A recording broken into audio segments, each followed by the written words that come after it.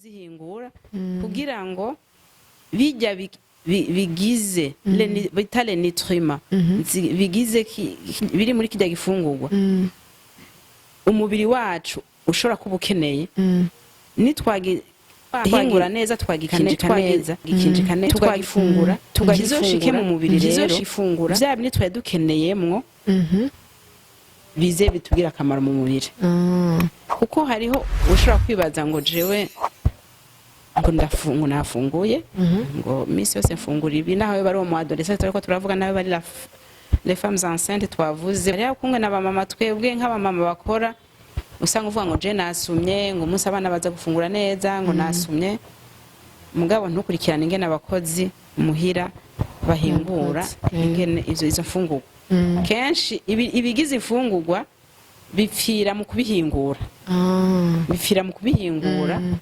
benshi ntibamenye ingene babihingura nico tuma navuze ntico ni birebire wabajije iki akantu ngo kiswe ngo akanyama batwa abantu benshi bagakunda turagakunda mugabo burya akanyama naho tugakunda ni keza ari kabi yego ni keza ari kabi ugafunguye kararyoshe ngo kishinze kishinze naho nyene ikibazo bishaka hariho ibintu bitanga portion mu gifaransa no sinze no kivuga mu kirundi araka amagara mutategezwa kurenza amagara akanyama ku munsi nshaka ni ibintu bari ari biharuro birebire bakubwira ati ku munsi ntureke gufungura akanyama mugabo ufungure gato kandi gahinguwe neza yego hariho abantu bafata inyama ugasanga bazishize ngaho bazi bivana n'ingene umuntu ahingura ivyo afungura ugasanga batetse mu mavuta barazikaranze barazigije zirafashe ngo irangi ngo inyama ifashe irangi ntibijya si vyiza hajya uri kurica n'ivyari bisanzwe biri muri iyo byo kugira akamaro mu mubiri uri ndiko ndavuga ngo uri kura ya nyama uzigiza mu mavuta uri kurayiteka hajya navuga ko utari kurafungura uri kurajya uko uriko uronona amagara yawe okay naco tuzomuhamagara ikindi gihe ko mwatubwiye ko mu ufite n'ubuhinga bwo gukinjika ibintu nk'ibyo urumva naho nyine muduca mubitwerekera ndaza abakunzi bacu bazakomeza kudukurikirana kugira ngo nitwashira icyo kiganiro kindi muze mubibone ukuntu bashobora guhingura gukinjika akanyama neza ntigate bya bintu tuba dukeneye cyangwa izindi mfungurwa zose tubandanije ku byo twari turiko mbe nk'umuntu yisumbuye twavuye ku badolescent umuntu yisumbuye ashobora gufungura gute ese nk'ibyo aba yarafunguye kera ntushaka kumutera ikibazo muri ya myaka mugabo urumva mwatubwiye ko bivana n'ukuntu aba yarafunguye arakurikije gufungura neza ni sawa none nk'umuntu naho biba byarashitse akaba atafunguye neza iyo myaka ariko aratwumviriza muri kano kanya nko mu myaka rimwo yofungura gute yoshobora kugira amagara meza kuko hari ibyo usanga twarafunguye bikadutera indwara mbega nko mu myaka tuba dufite birashoboka yuko ubuzima buhinduka tugiye kuri discipline yo gufungura ego ku bantu bize ibintu byo gufungura urashobora kuba ugeze mu myaka yo gukura mu myaka 35 40 kuduga ugaca usanga wariye nabi sinavuga gufungura gufungura uba wariye uba wafunguye ibintu bizogira akamaro mu mubiri ashobora kuba yariye nabi akajya ibintu bitaco bizomufasha mu mubiri ahubwo bizokwigira ahantu bikitekanira aho hama ageze mu myaka hamubiri hariho amageze mu mirire ariko arabayize no kuvuga ibigize umubiri ko birasaza bitariko birasubirizwa kubera ari imyaka umenagera ko utuntu tugize umubiri turavako tubungwa atadusubiraho uko ukiri umujene turasubiraho umugabo umaze gukura ntidusubiraho uko rero turiko turavayo tutagira ikidusubirira bishaka udusubirizwe n'ivyo ufungura ivyo ufungura umaze gukura guhera ku myaka 40 kuduga 35 kuduga hari imfungurwa zimwe ubanza kwigizayo uko kurya umubiri wawe hari utuntu tuko turavako niko n'ingwara zica ziba nyinshi. Ingwara zitangura kugwira kuko umugabo abasoda bakugwanira baba bariko baragabanuka. Za ngwara zica ziza umubiri wawe bawuguruye nk'umuryango. Kujya umuryango wuguruye akantu kose kinjira ni umuntu yamaze gukura ucumengo n'umuryango wuguruye. Ingwara zose ziraza. Kuko rero izo ngwara ushobore kuzirinda ntizize uca wifashisha ibyo ufungura. Uca wugara uwo muryango kuvyo ufungura. Ugaca ugabanya naho nyene ibintu biri mu mavuta menshi. Ukagabanya ibintu biri mu masukari. Amavuta yo menshi sino kuvuga menshi, amavuta yo yagabanya gose. N'isukari ukayigabanya gose kubera mvuze amavuta menshi niyo atuma umuntu agira ama hypertension. Mvuze nti ibintu biri mu masukari ni hamwe umuntu acagira ama diabete. Kandi usa ivyo birazi ko ari ingwara zikarira abantu bamaze kugira mu zabukuru. Ukagabanya n'umunyu. Urazi bari ha usanga bagoye ngo amafu, ama hepatite, ama hypertension, ama diabete, ibyo byose biba ku byo bafunguye. Byose biba ku byo bafunguye. Biratuma umutima utamera neza, uguma gwaye. Rero ivyo byose uvyitwararitse maze kugira mu zabukuru ukifungurira ukifungura imboga nyinshi, kufungurira ivyamwa vyinshi, ukanywa amazi menshi, ukazurigira n'agasport. Ntibagire kugira imyimenyerezo ingororamitsi.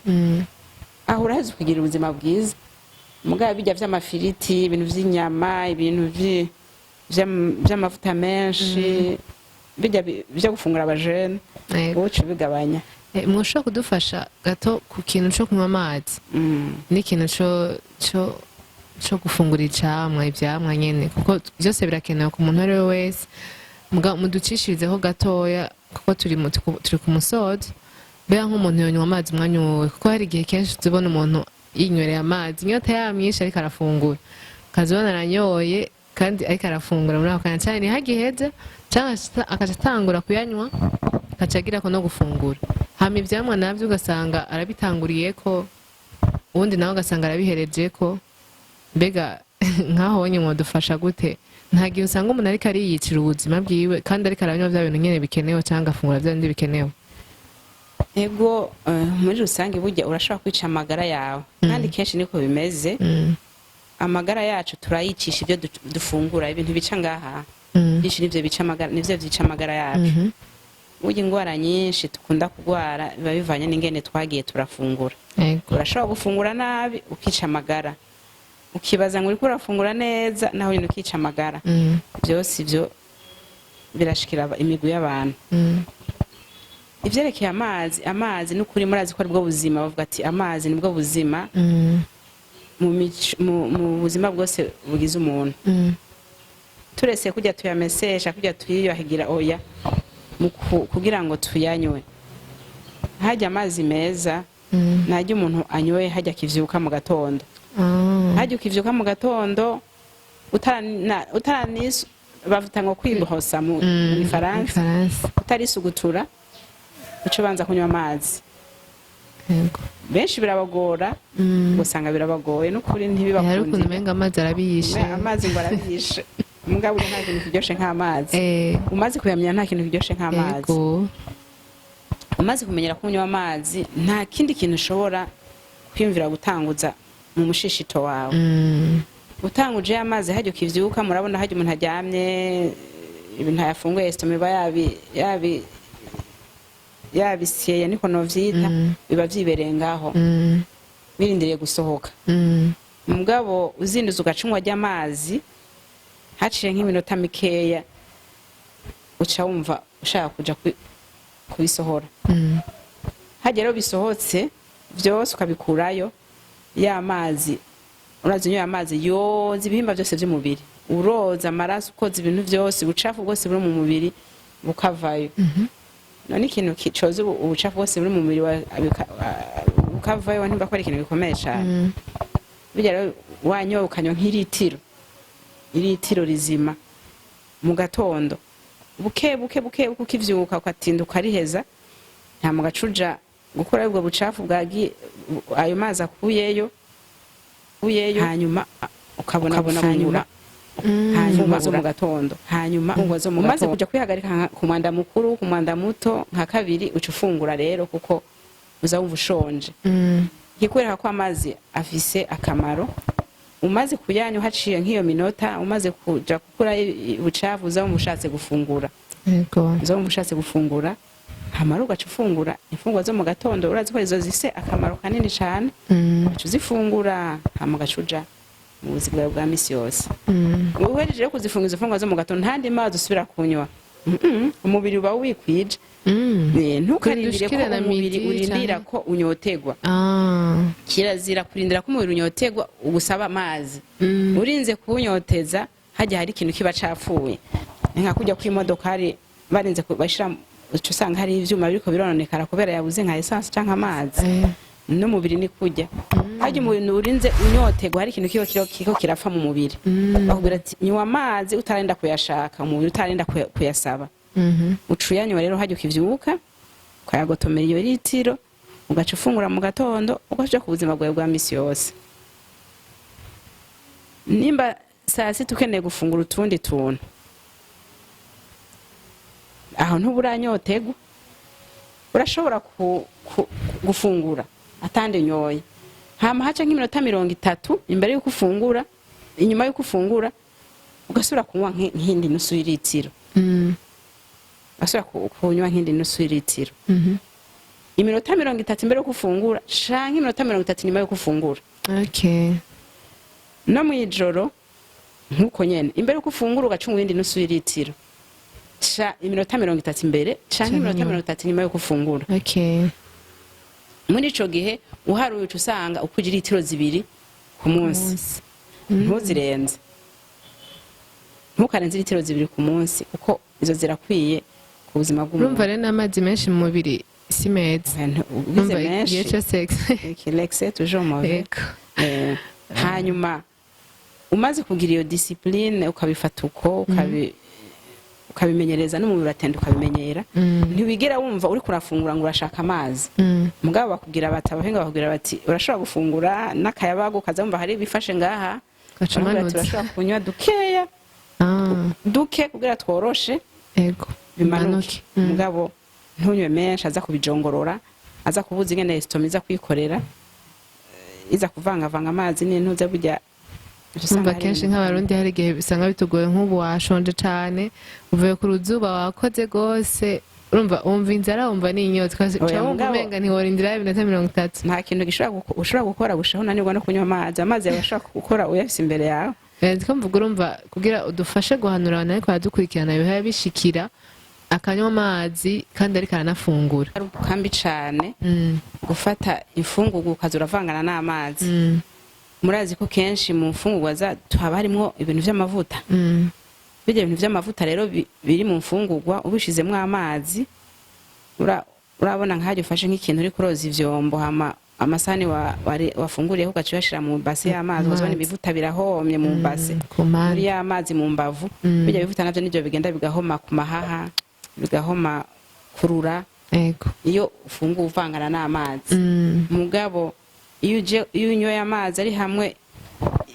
ibintu biri mu lenitriments ziri mu mfungurwa vyamaze gusobanurwa estoma yahaye foie estoma yampaza nk'amazi nk'amazi kugira ngo bideshe yagize ibintu vy'akaye foie biba vyamaze kuvayo nta kintu heza ngo wonone mu mubiri nico tubakubwira bati uyanywa imbere canke iminota 30 imbere canke iminota 30 inyuma ntubivangavange bijya umaze gutangura kubikora ukivyuka canke ukanywa imbere yuko ufungura n'inyuma yuko ufungura umubiri uratinda ukabimenyera uri kurafungura ntawe usubira gushaka ikindi cyose n'akamenyero kandi ikindi cyose ni mu mutwe ucishizemo birakunda birashoboka byose wiyumvire ko kurondera amagara meza urigora kandi birashoboka nta kidashoboka mbe icamwa ko bakunda kuvuga ngo ni dessert icamwa kenshi urumva bavuga ngo naciye mfata akadesera cyangwa ngo mafata akadesera mbega nk'ubu ubitanguye ko cyangwa ukabihereza ko iciza n'iki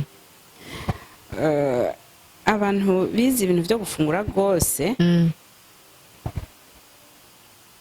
baravuga ko gutangura icamwa akarica ubanza mu nda gufungura kwanza ubanza ugafungura hama ugaheruka icamwa. Okay. Ivyo nivyo benshi bazi. Mugabo burya icamwa nico gutangura. Icamwa uragitangura kikabanza kigategura estoma neza, gategura umushishito, hanyuma ugafungura mu nyuma. Mugasi icamwa cyari cyose nk'indanasi. N'inanasi agapande urashobora kugatangura. Nk'umuntu agwaye estoma nta kibazo. Gutangura oya nta kibazo. Yego nta kibazo. Hanyuma ugaca ufungura. Uheje gufungura urashobora uca ufata akantu gasosa nk'akabenye, akabiswi, niyo bita dessert. Dessert rero ni uco ufungura mu nyuma bakubwira ngo mais sucré, kintu gisosa nico heruka. Haje rero burya umuhwi inanasi ntibisosa bijya birasosa mugabo ni novuga ko ari naturel. Isuka ikintu gisosa nico heruka. N'agafanta bishokoze turashobora kugaheruka kuko karimo agasukari. Yego mugabo ugatanguza kamwa kabanza kakorosha muri estoma kakorosha mukabona gufungura. Donc urashaka kucugira ko nyene aho nyene. Oya urashaka kugira même 20 minutes, 10 minutes, même 30. Yego. Wa estoma naho urumva ubugwaye ucumenya ubufisi imiti uri kurafata. Urashaka kudufasha gato mbega ivyamwa je narumvise ngo biya vyamwe usanga biri kuzuba canke vyamaze nk'umwanya nk'umwembe canke iki iyo vyahuye n'izuba nta kibazo biza gutera mu mubiri w'umuntu. Hariho nsuri nyuma gato ntarayishura kwico kibazo mbananye guca navuga hariho ibintu nk'ivyamwa bifise ibintu bita acide. Hari mu amacide mbwa atajya acide tuzi yonona umubiri. Bavuga ngo les agrumes mu Gifaransa. Gifaransa bavuga ngo les agrumes. Bijya biragoye gutanguza muri estoma birashobora kugira nabi tuvuye nk'amasitro kwavuga nk'amabungo imicungo ibintu birimo akantu k'akaside biragoye gutangura muri estoma. Mugabo nk'ibindi vyamwa bitari mu masi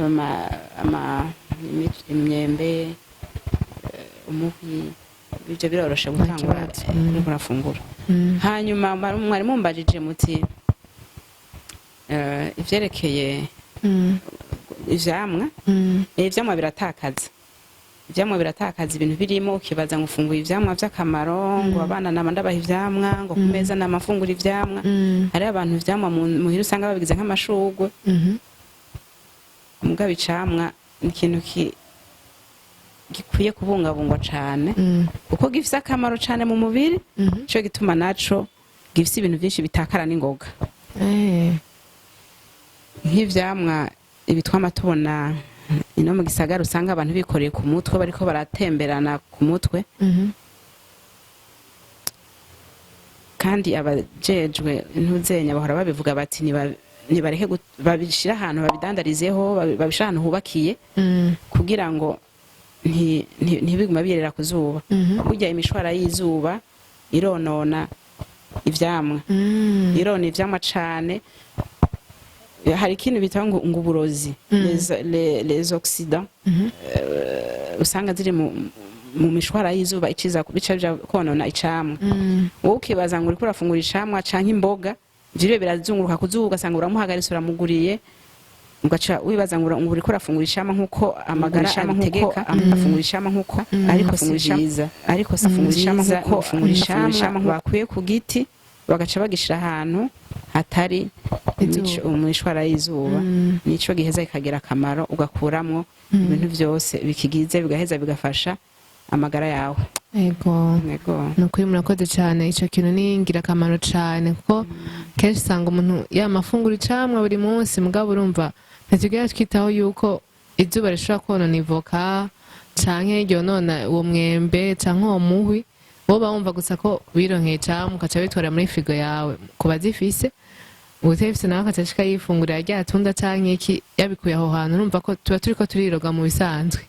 N'uburozi tuba two turafungura. Ego nukuri ariko baratwumviriza ico kintu baze bacitwarike gose.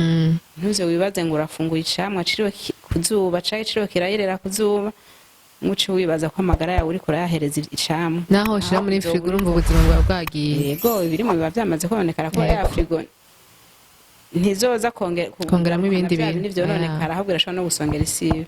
murakoze cyane. murakoze. Bino bintu numva ari ingirakamaro cyane. Hama ndibutsa abakunzi bacu ariko baradukurikirana, turabakunda kandi utaragira subscribe nabikore kugira ngo ibiganiro byacu aze akomeze kwironka no kuri Instagram turahari, kuri Facebook hose turiho. Ucugira na like hamwe na share kuko ndazi ko mufisaba abajama nyene abagenzi banyu bifuza gusangiza kino kiganiro canke ibindi biganiro byose. Murumva ko ari ibiganiro by'ingirakamaro, pana ko muza muravyisangiza, siko dukundane numva ubihe n'uyundi.